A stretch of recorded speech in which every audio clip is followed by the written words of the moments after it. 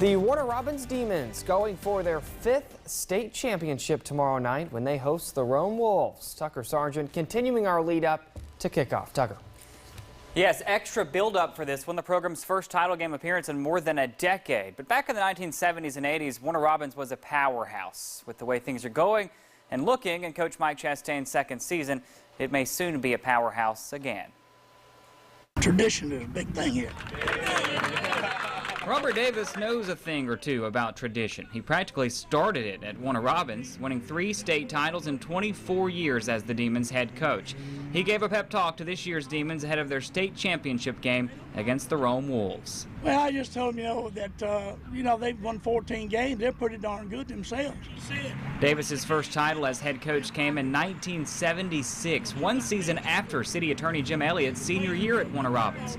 He went back for the game that night. I have memories of a cold night and tons of people. That was a big win, as I recall, like 34-0. I mean, it was pretty decisive.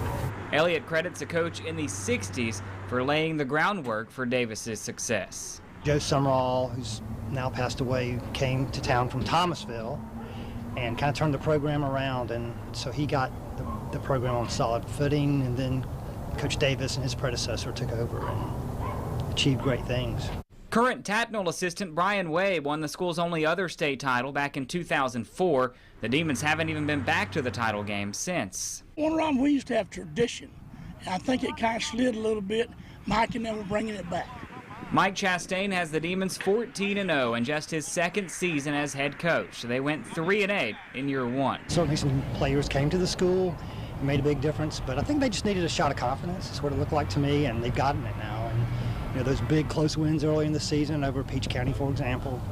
No offense, Peach County, but those kind of things gave them a lot of confidence, and look where they are now. It's amazing. One win away from state title number 5. So, Coach Davis, can they do it? Well, they got a lot of great players. Mike's got some great players too. I always accepted a challenge. You play against good people. I always try to get our kids to play their best game, and a lot of times we did. Kickoff tomorrow night at McConnell-Talbert Stadium at 7:30. We'll be there with live reports before the game and, of course, a special edition of The End Zone with Bill Shanks airing at 11:15. It is going to be packed, as you can imagine. Get there early. Parking available at these locations. At the stadium, of course, C.B. Watson Primary School in the front lot only. The soccer field behind the stadium.